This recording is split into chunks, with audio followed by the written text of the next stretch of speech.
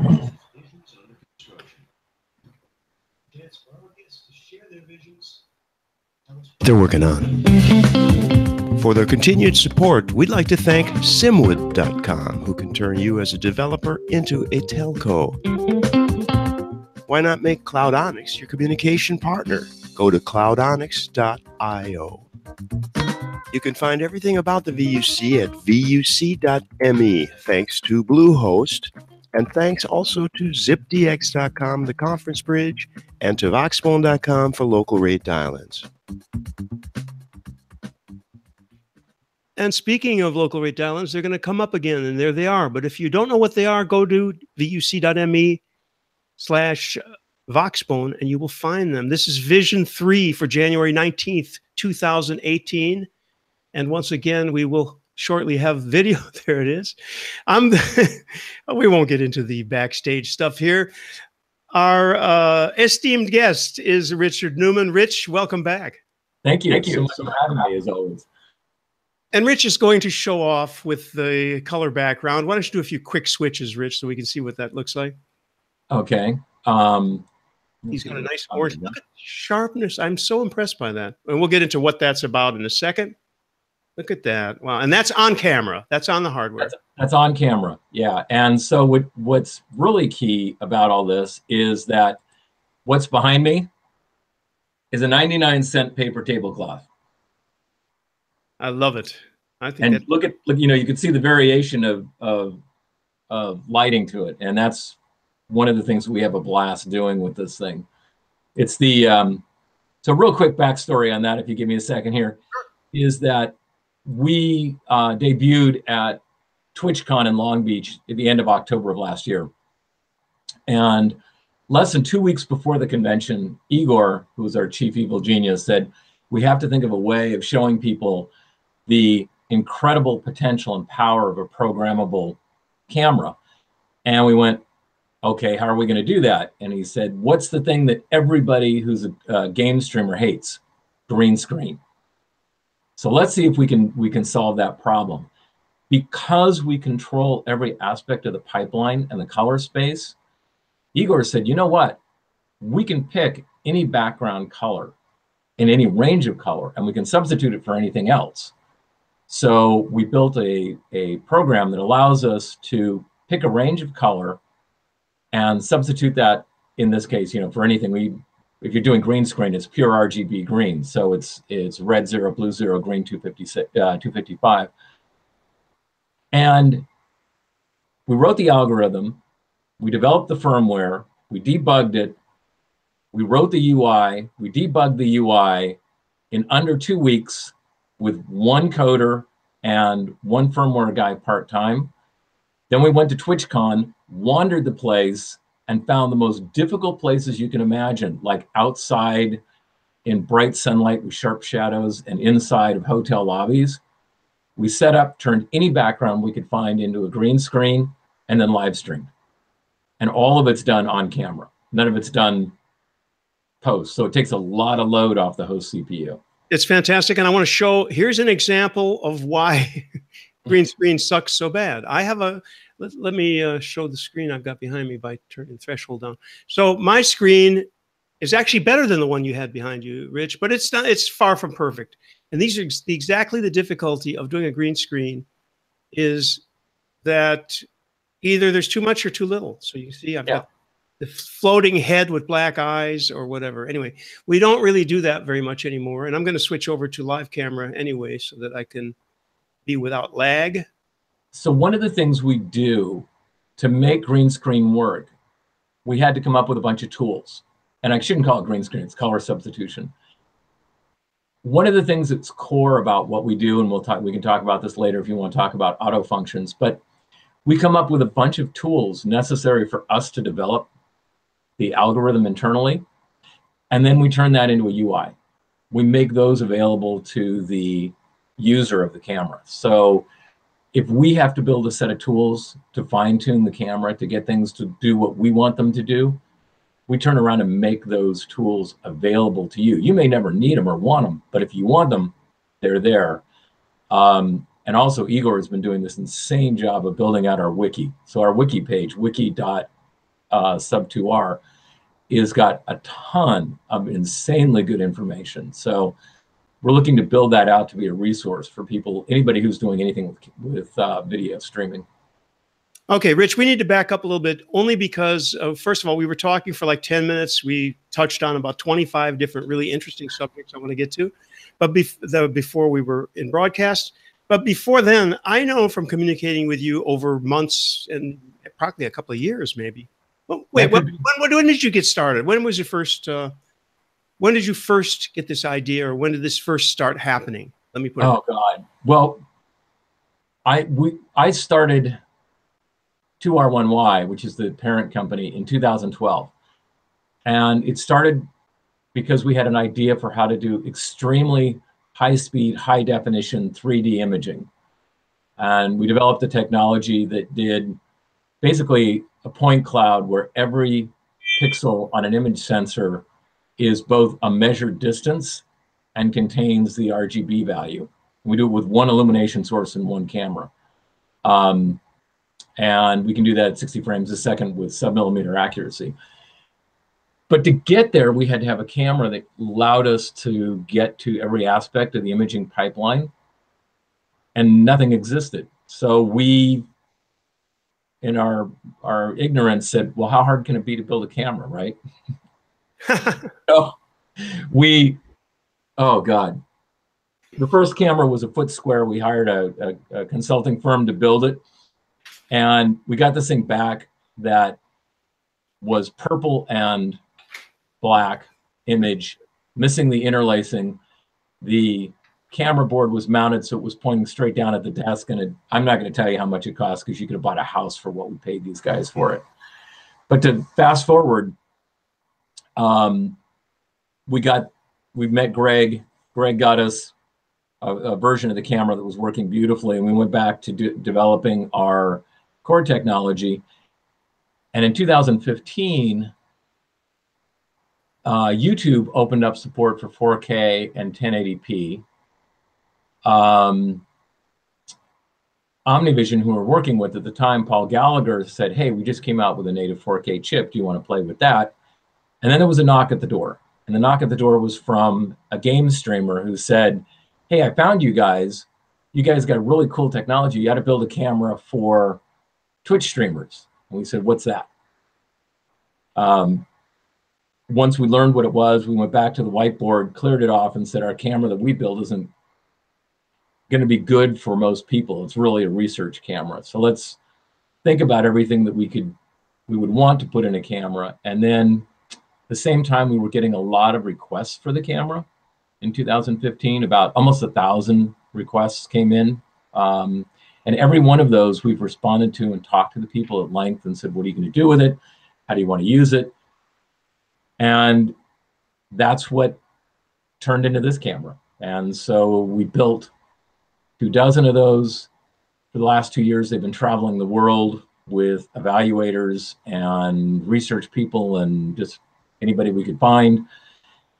We've taken all of that positive feedback, gone into, I should say, constructive feedback. Not all of it was positive. And we've refined the design, we've refined the tools, we've refined the engineering, and right now we're in the last, I would say, probably week of production design. Then we go into simulation, and then we go into, drum roll, production. Scary times. Exciting. Okay. What I did determine was that your very first visit, and by the way, this is Michael who discovered all this and brought us to your attention. Your first VUC was apparently January 6th, 2017. So it's only been a year, but we have been communicating. And the point I was trying to get to is that I know for a fact, because we're 9 hours apart on the globe, you actually don't sleep that much. And as our friendship has moved on, you've slept less and less. And I don't want to ask about your personal habits of sleep or how much you've had in the last week, but I do know that I would like to ask about what motivated you to put so much energy, because you are just giving every possible atom and every possible CPU cycle to this now. And I know you're excited about it and you have good reason to be, but what is the personal why? Because it's obviously not the huge salary you're drawing, right? So oh, I have not been paid since probably 2011. So why is this your vision? Because that's kind of what we're talking about. Why is this your vision? And what, once the thing finally gets out the door, you're going to get a certain amount of feedback, and then where's it going to go from there? So take your pick. Answer one of those two. Wow. I think the passion is the most important thing. So I used to be, wow, I'm going to go like sitting down with a therapist. Okay. My father was a rocket scientist. My mother was a Hollywood movie star, professional ballet dancer. So I've got this really warped personality, being technical and creative at the same time. In high school, a good friend of mine, Steve Shalisky, and I used to make movies together back Super 8. And I really loved the whole film industry and all this stuff. And his parents were kind of hippies, and they said, go follow your passion and follow your dream. And my father said, don't be a fool. Don't ever do that. I'll disown you. Go do something real, right? So I went and became an accountant, and he went and became a multi-Emmy winning producer for Fox. And in 1 year, he won more Emmys by himself than everybody else in Fox News put together. And about 2 years ago, I asked him, I said, Steve, are you going to win another Emmy this year? And he said, yes, I'm up against myself. So he pursued a career of doing what he loved. And I pursued a career of doing something I absolutely hated. I was a CFO for far too many years, and I absolutely hated every minute of it. I've told my son, go do what you're passionate about, because that's all that's important in life. And building this has allowed me to unleash my passion. I mean, what we're doing is something that has so much potential and so much possibilities for people to develop new technology and to explore and to innovate. And as I've told a lot of people, I will know that I am successful when somebody comes up to me in a hallway and says, Rich, you'll never believe what we just did with your camera today. And then I will know that I was successful. And I see the tools that Igor's building. I see the functionality that Greg is engineering into this thing. I see the things that James can do from an optics standpoint. And I think that's 3 people in this world. Imagine this platform in the hands of thousands of people. It's going to be fun. And as the whole video concept is growing. Okay, I need to mute you just to get my question out here. The whole concept of video is growing exponentially, let's say. There's people all over the world doing it, and the costs to production and so on have gone way, way down. So I would like to get into some of the things that we were talking about before we went on air. And one of those was the idea of where you stop, because you guys have been working. You had your first prototype, your first thing was working. And we were talking about good enough to ship versus infinite improvements and development and so on. And as I said then, I am a big fan of lateral thinking in that, but not so much in production, just in everyday life. You find it better. You can always look for a better way to do something. So you guys could always look for, well, wait a minute, we got this, but let's do this better. That is the way it should be. But in order to ship something that you're working on, especially it's hardware, so it's got to ship. It's got to be physically out somewhere in the world, right? Now, don't forget to unmute when you start talking, by the way. So there is a point, and we were talking, and you said the point that you guys are at as far as mission creep and when you're going to ship and when you're going to stop thinking. But then you've got all the feedback. So let me hear a little bit more about that and from what you were saying before. So it's really tempting to listen to people and somebody says, oh, if only it had an HDMI output, or if only it had powered optics, or if only it did this, or only it did that. Or as we progress down knowing more and more about this technology, of saying, wow, we could add this, or we could do this to it. You have to draw a line in the sand at some point. And one of the things that Vonda, who's our board chair and president, does is to keep us on track and to keep us focused. And when we make a decision to change, we consider that very carefully. And as we were talking before the show, the version of the camera that's out now has an RJ45 connector on the back for Ethernet connection, because that was, at the time, a lot of people were saying, hey, networking security, we really need an Ethernet connection. And then as we were talking to all the people, they said, oh, but if it needs an HDMI output, or oh, if you guys had optics, or if you guys had SDI, or, you know, it goes on and on and on.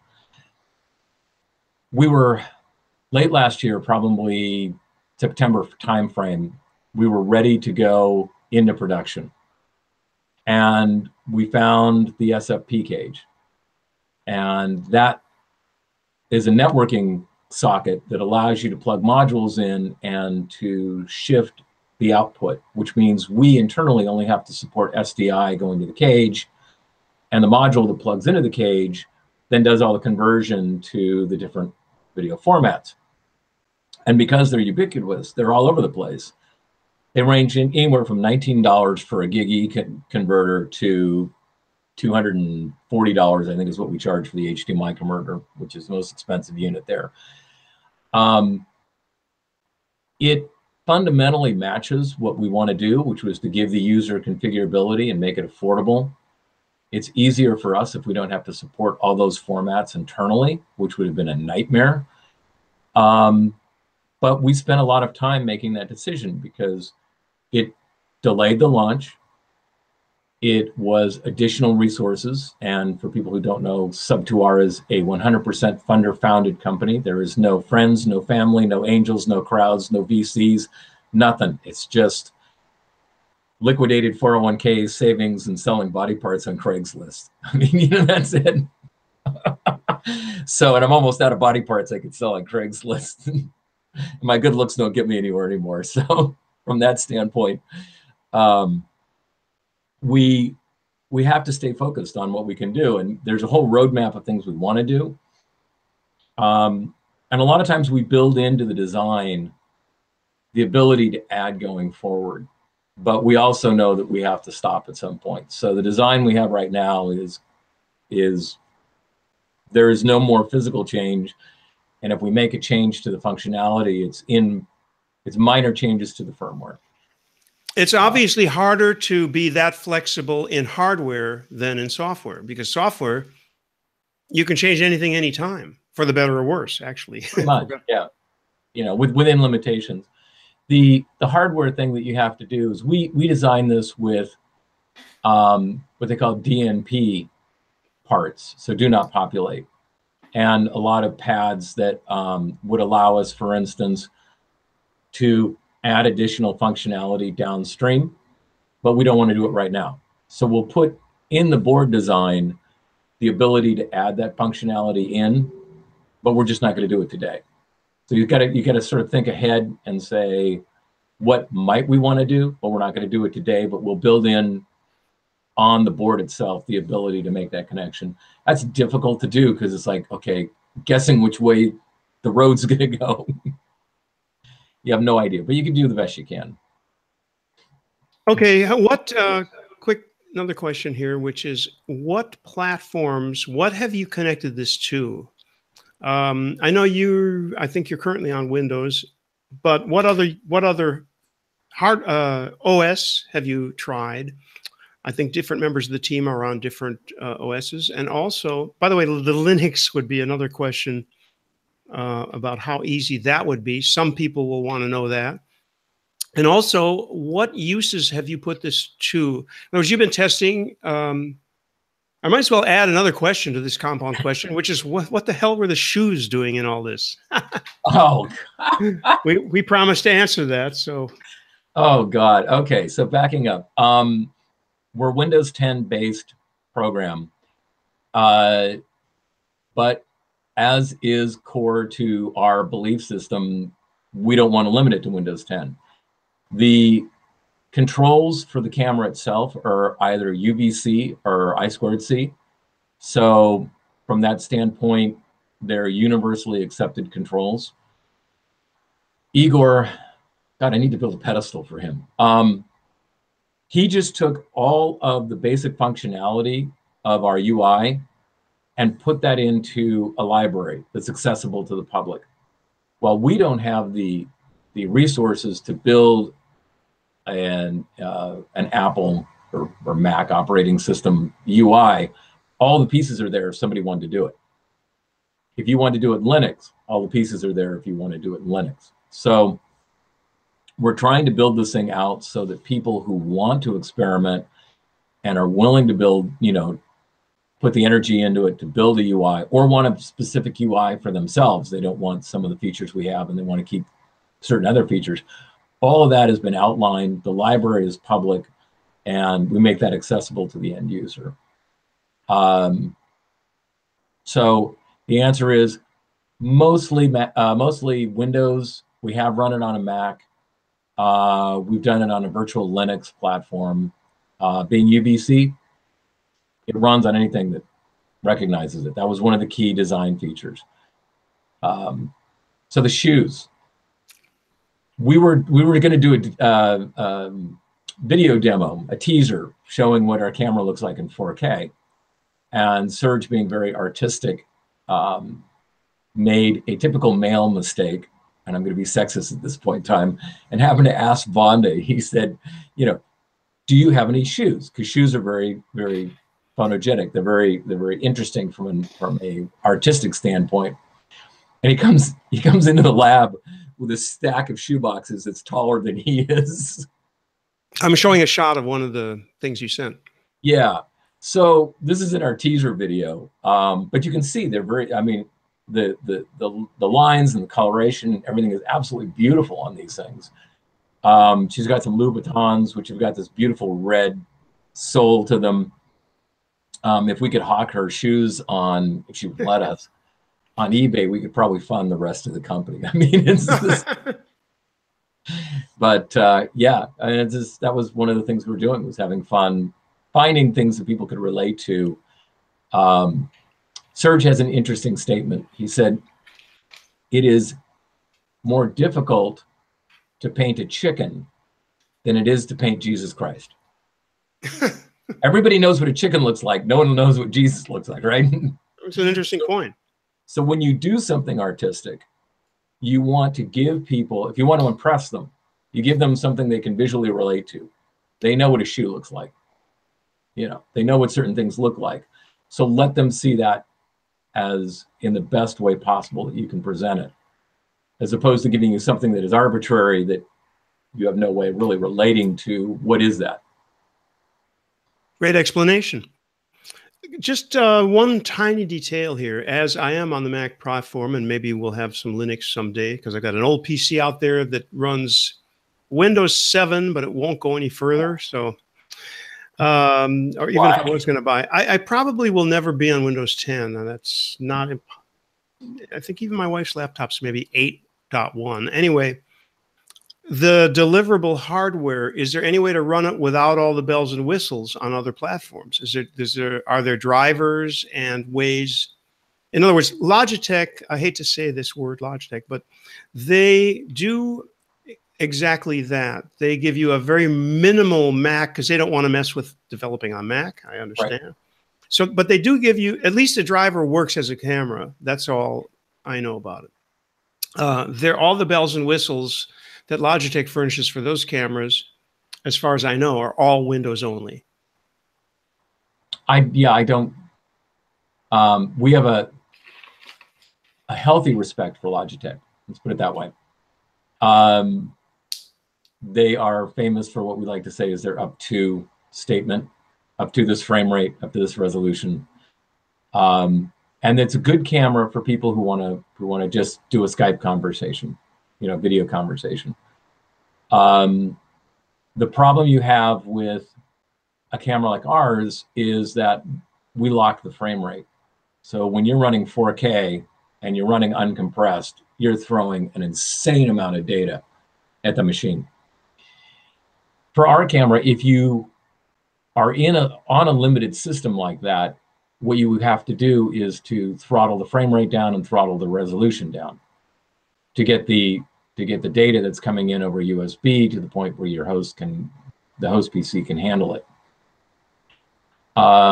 Generally, we find if you're running 1080p at 60 frames a second, you're going to want to have a system that has an SSD card in it, because we throw out that much data. If you're running anything in the 4K range above 15, if you're running like 4K at 30 frames a second, you definitely have to have a fast machine.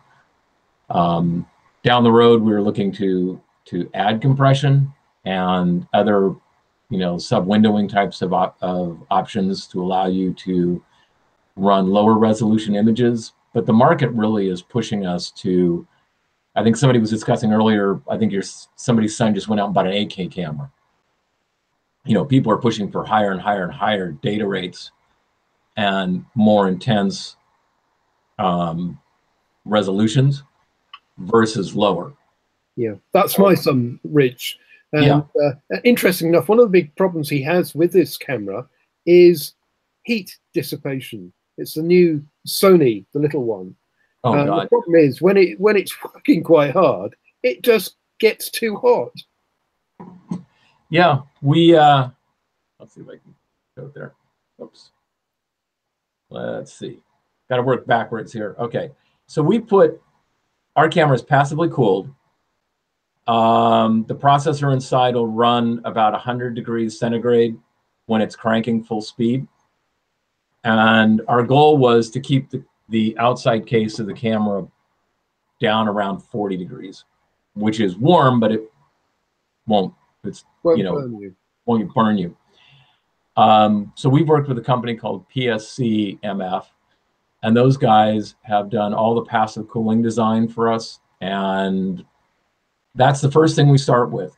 When you build a piece of hardware, how do you get rid of the heat? I mean, the rest of the process is almost easy, but how do you get rid of the heat, especially in a passive system like a camera? So that was a lot of engineering that we put into developing the passive cooling side of this.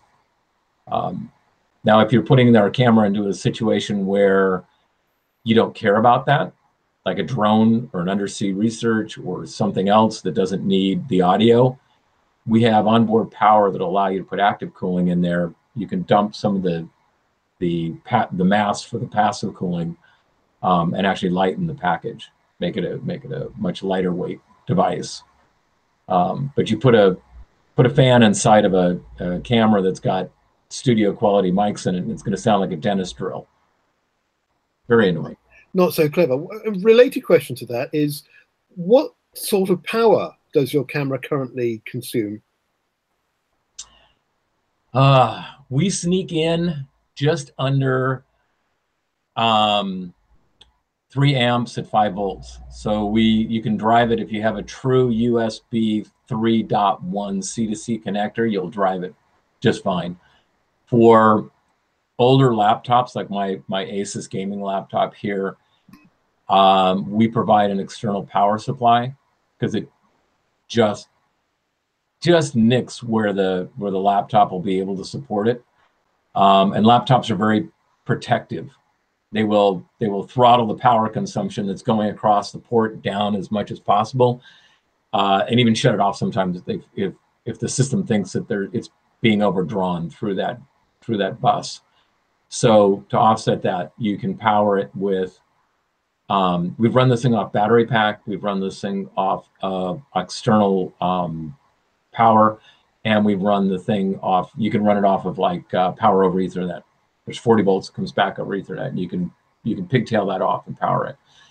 So one of the key things for us was in the design, we talked about design creep. How many different sources of current are you going to have coming into the camera? How are you going to manage that internally, especially when we give you 2.5 and 5 volts of isolated power to play with on your own?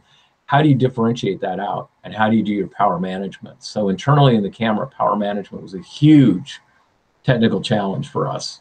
And then anytime you do that, anything that manages power, generates heat, and then you have more heat process to deal with, and it's this kind of cyclical thing. So, but we did travel around TwitchCon with battery powered, which was great, which is fine that way. Yeah, not such a problem these days because battery technology's moved on. And so you can get away with small, light, but very powerful batteries. So not a problem. Yeah. In one of our videos, you'll see my Dodge Ram with a power inverter hanging out from underneath the hood and a massive power cable going off to a light booth that we built for Surge so that we could actually take this thing on the road for the first time and go filming in the wild. And we've since moved on from that, but it's like, okay, how do you get power to his computer, to our camera, to everything else we needed? So we built this, went to my favorite place in the world, Harbor Freight. And if you guys don't know what Harbor Freight is, it's the greatest store in the world. But bought the power inverters, bought the backup batteries and everything else like that, and built our little traveling power station for our setup. Yeah, well, I can relate to that. I've got a house UPS consisting of a complete set of lead acid batteries from a telephone exchange built into the eaves of my house. So I understand these challenges. But I've had it with lead acid. I mean, it's just not the technology. I want lithium sulfur. But anyway, that's digressing. So Dan Jenkins asks an interesting question in our IRC channel. He's asking whether it's HDR capable, although he's admitting that he doesn't really have much of an idea about what HDR is. So I'll go a little further and say, what's the bit depth at the sensor? So the answer to that question is yes. Depends on, so HDR is basically the ability to combine usually 3 frames, a high level of exposure, a mid-range of exposure, and a low level of exposure. So when you combine those, if you have a perfect setting, example is if you're in a dark room with a picture window, you'll either underexpose the room or you'll overexpose the window because you can't balance that out. By taking multiple exposures, you can merge them together and get, which they call an HDR image. Most cameras today do that post-processing. So if you're running at 60 frames a second, you'll actually get 20 frames a second because they're combining packets of 3 frames. The issue that comes with that is that you get ghosting. There's enough movement between the frames, if you're looking even at a human being, that you'll see that shift. This particular chip, the OmniVision 10823, which is our first camera board that we're releasing, is not an HDR chip. So you would be doing HDR post. But the cool thing about our technology, I get to brag again. I love this show. This is a camera board. It's basically the front plate of the camera with a board on the back. Shouldn't have done that against the blue. Anyway, when you want to change the camera chip in our camera, you don't buy a new camera. You just buy a new one of these, unplug it, and plug it in. We are currently in development on one of OmniVision's newer chips that has on-chip HDR. So it'll do 1080p and 4K on-chip HDR, and so we can give you 1080p, 60 frames a second in a true HDR image off the camera. So no post-processing necessary. It'll also do 4K as well. This particular camera, the chip is 10-bit, is the native bit depth of the camera. Our 9714, which is our first camera, was 12. The 9755, which is a version of that we're also in development with, is 12. We convert that to a standard YUY2 or NV12 format so that when it comes out of the camera, it's basically 24-bit RGB at 8 bits each. And you can also, though, we build our own version of cinema raw, so that you can get the raw pre-demosaic data off the camera if you want to post-process it as you would, for instance, from a Red or a Blackmagic or any other professional video camera. So kind of a lot of information there, but the answer is yes, you can do HDR with our camera. Right now it's post. The next camera board will be on chip HDR. That's excellent. And what my experience comes from broadcast, wherein it was not at all uncommon to have 10 bits. And I remember talking to somebody from Hitachi, and they were hopeful that they were going to get to 14 bits eventually. I think they might have just got there. But when we talk about high dollar stuff like Red and the Sony Pro stuff, I mean, what are they doing in terms of HDR or dynamic range at the sensor? Have they gone as far as 14 bits yet? I don't know. Honestly, I'm not terribly well versed in the high-end cameras, is what they can do. I know that in our research, 11-bit is pretty much the maximum resolution that the human eye can detect. So 12-bit pushes you beyond that. 14-bit is way beyond that as far as that goes. But the more information you start with as you continue down the processing line and you lose information, then you're basically preserving the quality of that. Reds, generally, Reds and the more professional cameras stream raw because they want to process everything in post. So they're getting a pre-demosaic, they're getting a red channel, a blue channel, and 2 green channels as separate channels in their native bit resolution. Then they'll go process that downstream in their own editing software. And I know Red does a live streaming box, but I'm not familiar with what they do internally on that. It's so far out of my price range. It's like asking me what spark plugs go in a Ferrari. I mean, I'd love to have one, but I have no clue. Yeah, unfortunately, though, the problem is people do that. They look at things. How to put it? Well, I've got a Logitech Brio webcam. I was disappointed in it because it didn't do some of the things that I thought it should do. But in reality, it was my expectations were askew for what it was, not that it was a faulty product. It was that I was hoping for so much more.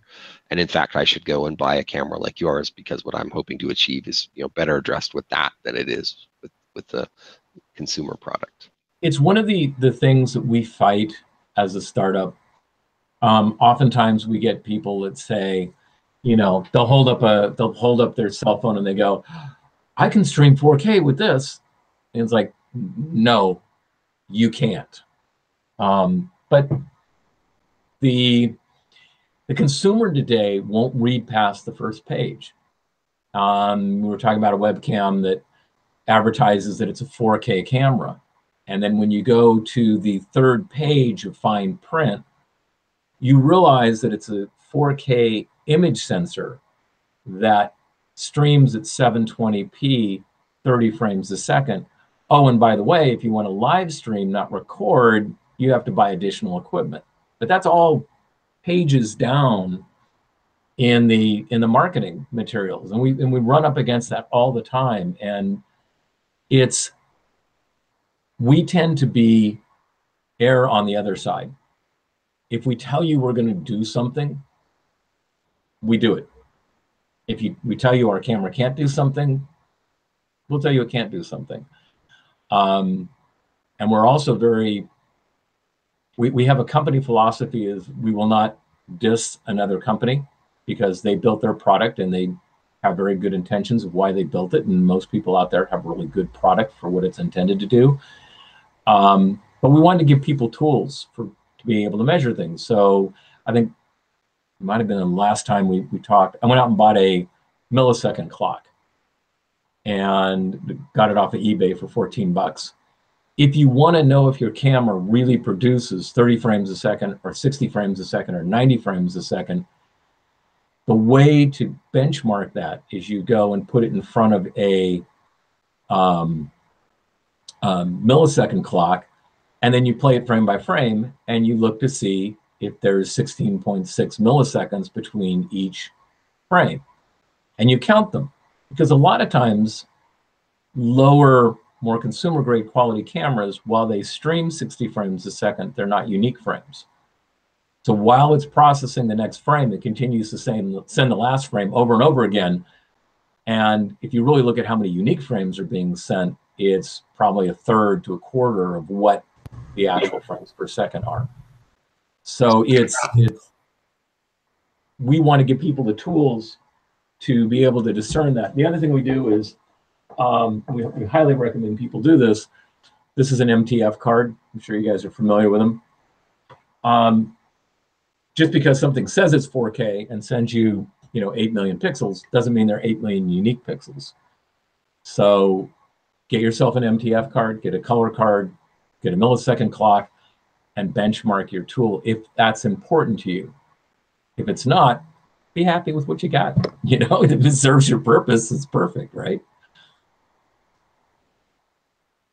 That reminds me that first of. Oh, I'm sorry, Michael. James was going to be next, but go ahead. No, I'm done. It's fine.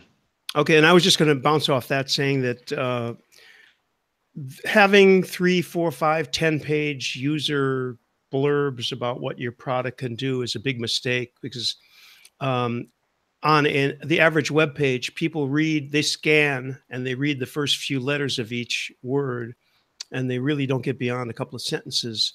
So if you've got a thing that links to parameters, for example, and Rich, you mentioned this, up to or from, all of these tricky words. So you've given good advice, which is to measure it. I personally think that a lot of people worry about standards of a quality that they're not going to need. We've been doing these Hangouts. They're 720p. And for talking heads and a couple of stills, they're more than adequate. There would be no reason on earth to be doing 4K or 8K or any other K for what we're doing now. However, the applications that you are aiming at, I think Mr. James Bodie's going to come in with some questions that will address that area. This is a much more ambitious video space. So I'll give it over to James and he can ask his question. Yeah, so just a quick side note on that. One of the problems we found is that while you need to have 4K in order to be noticed in this particular industry, try and find something that will actually display and manage that much data. If you go to anything that's written in direct show, it doesn't know what 4K is.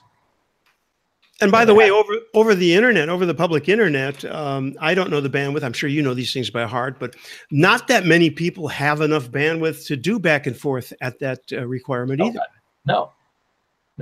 And matter of fact, if you see on the people down below, there's Yefik there. That's Igor, and he is our chief evil genius, and the brilliance behind our wiki and all of our UI and a lot of the software. He's a brilliant man.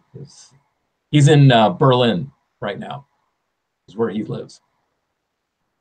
Really? Well, maybe we can see him at Camellia World, right, James? Yeah, absolutely. Yeah. And Igor, it's so disappointing. There you are, evil genius in the video space, and you have no video. How can that be? Oh, because he doesn't have XSplit. Google Hangouts doesn't recognize 1080p. Oh, so that's what it is. So you're just far too good for Google Hangouts. That's actually an interesting point. That's actually an interesting point that we should address, Richard, which is that you need to be able to not downsample, but whatever the appropriate, to go down to 720p if need be. I realize that's not the ambition for what you're doing, but. Well, so we talked about that. So where do you go in the future? And right now we're using on-chip. This is a native 4K sensor that you're looking at right now.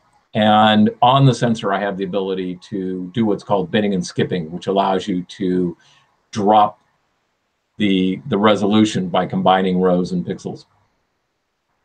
We can get that to 720p It's a matter of having the time and resources to develop it. We can either do it on the FPGA or we can do it on the sensor. It's one of those things that's on our whiteboard, but at the bottom of the whiteboard. We have other things we're battling right now. And it's not that important. I mean, because for what you're aiming for, it's not going to be an issue. James. Yes. Yeah, I've got a whole raft of questions, Rich. But oh, good. But starting off, can we go back to the SFP cage and the modules? I think that is just such the right thing to do. But I'm also interested in the range of options that you're aiming to launch with. What their use cases are, what scenarios they're going to be used in, and why. So can you quickly run through what you've got on your SFP module list at this moment in time? So right now there are 4 that we'll be supporting. The first one is GigE, for those people who want IP, video over IP. That is for security, for machine vision. A lot of people want that particular type of format. And that's with a simple copper interface, I guess. Yeah. Not an optic one. No, we'll get to that in a second. So then we have HDMI, because a lot of people want the HDMI in. Capture cards, gaming cards, things like this. We'll take the HDMI in. We've had a lot of requests for HDMI. Then we have SDI, which is your standard networking format.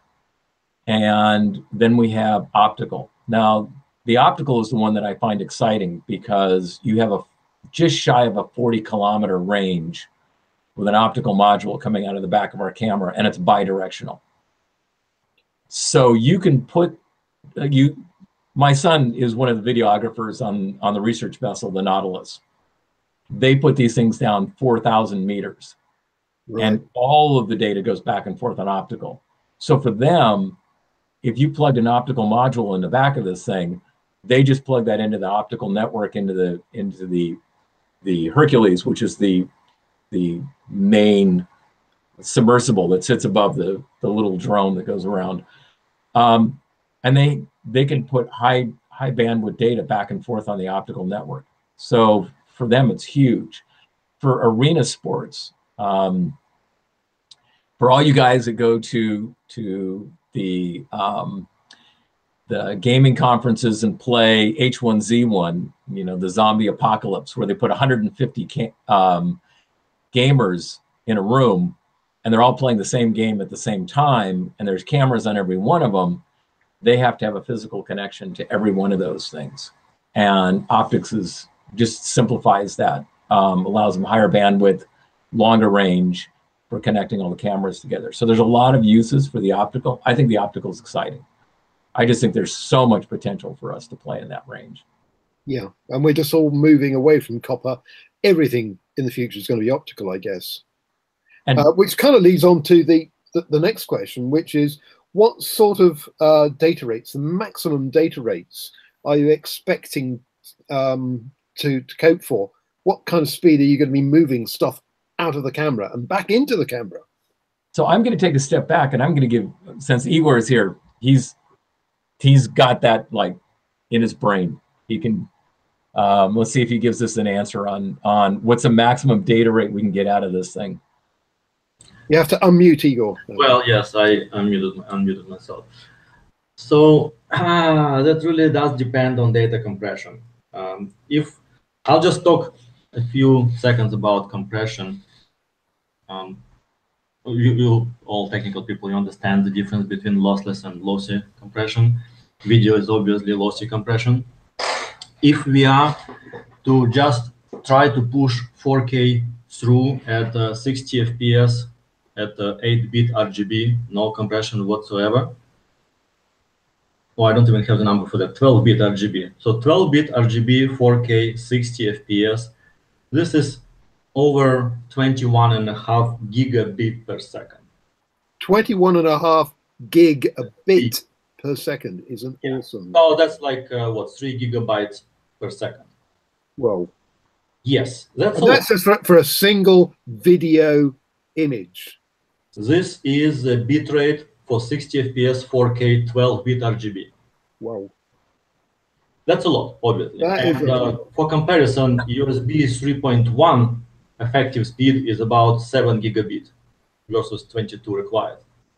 And USB 3 is even lower, 3.2. And USB 2 is just 280 megabit, who cares? Yeah. So obviously, there is a need for compression and a heavy one. Compression, however, also there are different ones, right? There is MPEG-2, there is H.263, 264, 265, Google Video 9, you name it. I ran a few numbers for just for comparison, and 4K at 60 FPS, the same 12-bit, doing in MPEG-2, which is a pretty crappy compression, but it's very widespread. In fact, DVDs are using that, so it's basically everywhere. So MPEG-2 will drop this 22 gigabits into about 200 megabits per second. So it's almost 100-fold drop. And if you jump to H.264, which is on our roadmap, like immediate roadmap after we go with the initial product, it further halves it to 126 megabits per second.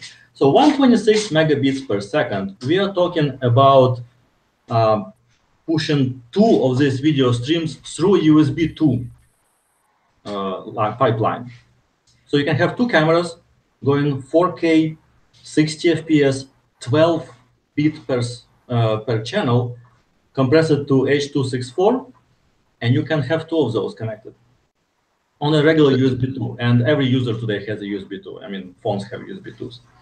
The problem with those compression schemes is that they're long GOP, so they're not good for anything that involves real time. So yes, they're more for transmission and delivery than they are for any kind of interactivity.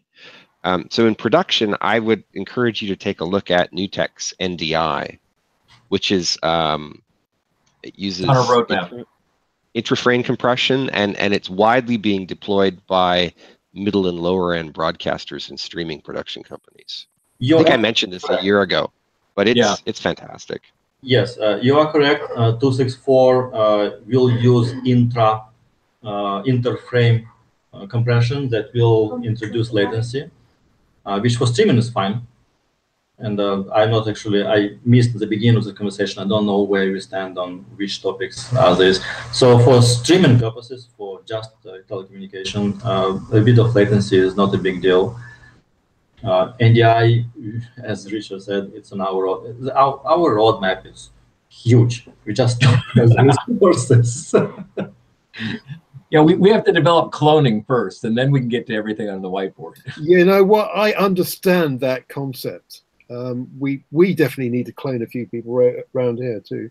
Anyway, just moving on from that, I'm just blown away with how affordable these SFP modules are, because I hadn't really considered it before, but just having a quick scan through Amazon reveals how cost-effective, how affordable these modules are. And that's part of what we were trying to reach, because for us, our goal is not to build modules like this. Our goal is to make a platform that's configurable to what you need. If somebody's already built a module, why should we spend a very precious limited resource on that? Internally, we only have to support the cage itself. And from there, the modules do the conversion for us. That's perfect. It keeps the size down, keeps the cost down, and gives you as much flexibility as possible. That is a brilliant segue to take us into talk about the optics, lenses and optics, and what you use. I'm really interested in what you use and why you use them. Why did you choose what well, explain what you use and say why you chose it. Okay, you got to give me 2 seconds. Hang on. This is one of these. Here's one that I prepared earlier moments, isn't it? It's like Blue. We used to have a program here in the UK called Blue Peter, where they used to demonstrate things. So we use a 12 millimeter S-mount lens. That is because 12 millimeter is affordable. It's high quality. There are a bazillion manufacturers of them. But more importantly, we found a company called SUB2r that makes fabulous. Sorry, what's the name again? SUB2r, EVETAR. Yeah, right. And they make chromatically and optically non-distortion lenses. So the price of the lens, this is our most expensive lens right now. This little guy here, it's a f1.8 lens. I think we retail that for $40. The 6.0 or the 5.4 lens that we have, those are in the $20 range. But they're beautiful lenses, absolutely gorgeous lenses. But we didn't, I mean, that's because we chose it. That's because it gave us a lot of options to play with. We didn't know exactly what we wanted. And we, you know, if you go buy a professional lens like this, you know, well, this is actually 19 bucks on eBay. But I mean, if you were to go buy a DSLR lens, you're talking anywhere from $100 to thousands of dollars.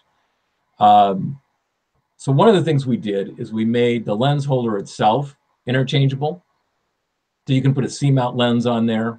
You can take the lens holder off. You can put a powered optical module on there. We give you all of the user configurable pins to drive that. And then one of the things we had fun doing, let's see if I can get this. Oops. Should have had this prepared, you guys. So many visual aids, right? Well, you never know what you're going to get on the VUC. It's no, you guys are always surprising me. And it's like always one more thing I want to have ready. Okay, here you go. That is Canon old glass with a speed lens adapter going into our camera. That's a 70-210 manual zoom lens. So when you ask about what kind of optics can you put on this camera, my answer to you is damn near anything. We bolted this to telescopes. We bolted this to lenses like this. I mean, it's just, that's part of the beauty of what we've designed. So it becomes a camera attachment for the lens. Yes. Yeah, wonderful. Hey guys, if I can just interject a few more data points on data transfer. So as I was saying, the 4K at 60 FPS, 12-bit RGB is just shy of 22 gigabits per second. Just for comparison, the computer memory DDR333 just barely does not handle that much. It's 21 gigabit per second. So the amount of data we are talking about for 4K 60 FPS 12-bit overshadows the DDR333 throughput. It's mind-blowing how much data goes into 4K compression.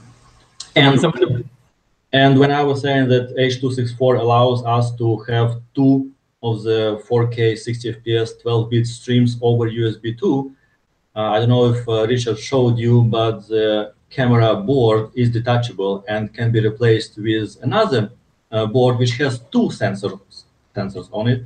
So you get your stereo right there. And the box itself should be able to handle 2 of those video streams. So what comes out of the camera would be a stereo stream over USB 2. But this is one of the things that, as we discussed earlier, we run into deceptive or misleading marketing, because when somebody says, "Oh no, I can stream 4K off my cell phone," you can't. I mean, the math just doesn't add up. You don't have the bandwidth to do that, and you don't have the processing on board, nor the memory. I mean, you'd slag your iPhone quickly if you were trying to process that much data that quickly. And the other thing that I think is funny is when people think that 4G and 5G mean gigs, and it's generation. You know, you do not have 5 gigs of bandwidth on your cell phone on a 5G network. Yeah. Strangely enough, I just had a question from my son who's on a train on his way home from university right now. He's watching the the broadcast. He wants to know why you always connect the camera to a computer when you do your outside tests, and how come you don't just use an external recorder such as an Atomos? I've got no idea what an Atomos is. We could. It's when we went outside to stream, we just grabbed what equipment we had in the lab and went out on the road. When we were at Twitch, we were using, what was it? Serge was using a tablet. I think it was using a tablet, but an Atomos would be perfect. I mean, it's just a matter of budget. We haven't gone out and bought one. They're not cheap, but you can be easy to do that. I mean, the camera is designed right now to be tethered, but it's also designed that you can attach a battery pack to it, you can attach memory to it, and you can attach a small controller to it, which is what your Atomos does. Yeah, and Ruel has commented that an Atomos would limit the quality a bit as it records into semi-compressed something stage. I don't know. Yeah. ProRes. Yeah, they're expensive. I mean, they're beautiful. ProRes. Yeah. Well, actually, regarding my question earlier, if you were not connected to a computer, if you're connected to simply a video recorder, how has the camera been set up as far as what needs to be done? That you have to do that before and then set it up, and then connect? Yeah. So we have a way of taking all the values that you set for the camera, both internally and post-processing. You can, and when we say post, we mean post the image sensor, not post the camera. Yeah, sure. Okay, so there's a big difference for us on that. You can save those settings, and those settings are saved on the camera. So you would call those settings up and say, okay, this is where the settings I want for all of my functionality. You load that, and then you could directly run it to a recorder from there. Okay, yeah, that answers the question.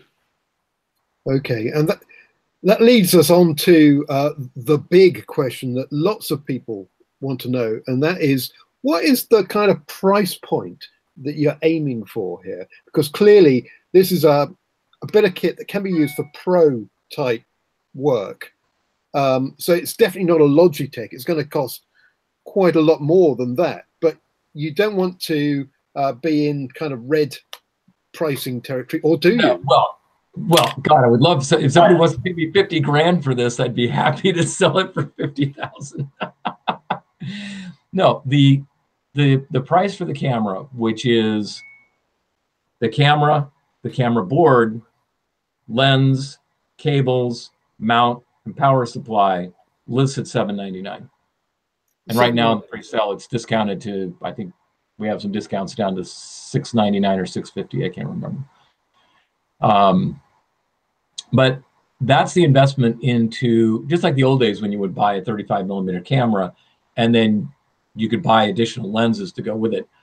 Same kind of mindset. You're buying the base processor, and as we come up with new camera boards, you don't buy a new camera, you just buy the new boards. Yeah, and one would imagine that when you have a user community, the community will be coming up with a lot of the application and different uses, and it won't be you.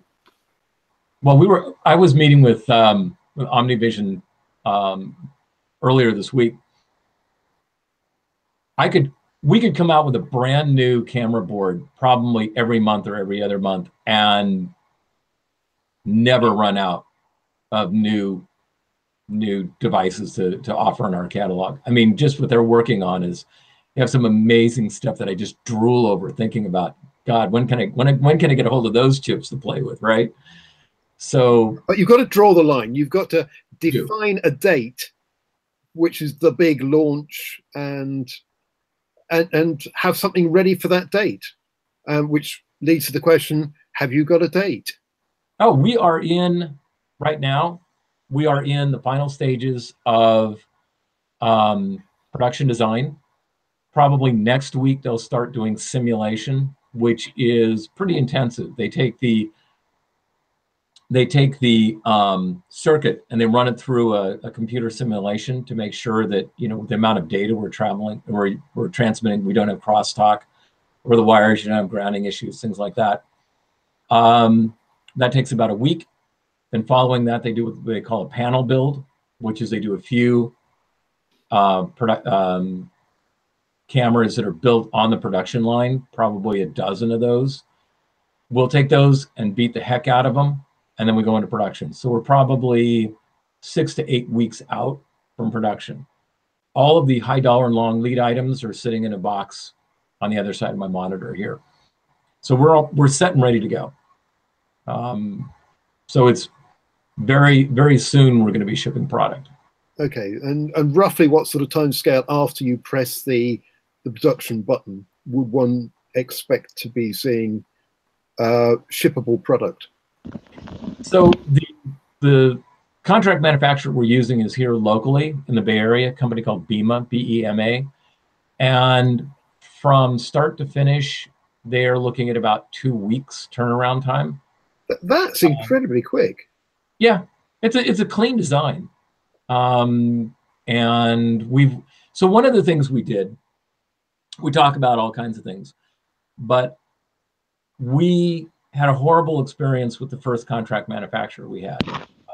They gave us a lot of Kool-Aid, we drank it, we thought everything was well and good. In reality, it was not so good. And a lot of the issues we thought were our design flaws turned out to be they just like didn't solder parts down the way they were supposed to be soldered down, and bad connections and all kinds of horrible stuff. So we found BEMA. BEMA has been working with us in modifying and refurbishing the cameras as they come back from the field. And every design change that we make goes through our manufacturing partner for approval. So they come back and say, yeah, you want to do that, but it's going to cost you a fortune for us to build it. How about this? Or, yeah, we can do that and we can incorporate that into the build. We've learned it's very important that your manufacturing partner is with you every step of the way in designing and building the product, because at the end of the day, they have to build it. And the nature of a contract manufacturer is they will build it exactly as you tell them to build it, but we're not experts in that. So we've actually made them a partner and said, look, you got to help us. You got to tell us what we need to do and what we don't need to do and how we need to fix this. So working with your contract manufacturers is crucial for getting a good, stable design. Yeah, that sounds so familiar. I mean, we do a little bit of manufacturing with things like SIM cards, and we've got a good manufacturer at the moment who can turn around our orders now and have SIM cards shipped to us within 2 days, which is just brilliant. Yeah, it's when you have a good partner, it's definitely worth it. Yeah, indeed. Right. Well, I think that we've covered a lot of ground. I could talk forever. Everybody knows that. But Rich, we could listen to you talk for another hour. I'd be happy to, but we should probably cut this off at this point. And we'll be hearing from you again in the future as these things get out in the field. Thanks to you and thanks to Igor for joining us. Thank you for having us, as always. I can't wait to for when these things actually start shipping, because I can think of a number of applications straight away that nothing else can really get there at that sort of price point. So order now, and the form factor as well. I mean, these days, things like putting cameras in cars, you know, carpool karaoke and things like it's the in thing, isn't it? Yeah. Fantastic stuff. And Igor put a link, shop.sub2r.com. Yeah, Sub2r.com is the place to go, by the way. And do you want a quick plug? I mean, you're offering some kind of a discount for people who pre-order now, aren't you? Pre-sale? Right. The discount code is pre-sale, and you get $100 off the list price. Right. So guys, sign up now. Actually, we all have ours reserved. I hope you did, James. I know Michael did, and I did. Yeah. Well, it's not me. It's my son who really is the enthusiast. Well, he better get busy on that Bitcoin then. We're going to say goodbye now. Birthday present for him, right? You know. There you go. All right, everybody. Thank you very much. We'll be back next week with another VUC, Vision 4. Anytime now. Oops, I need to click on this, and I need to click on this, and then we'll be out. Thank you, gentlemen. Thank you, guys.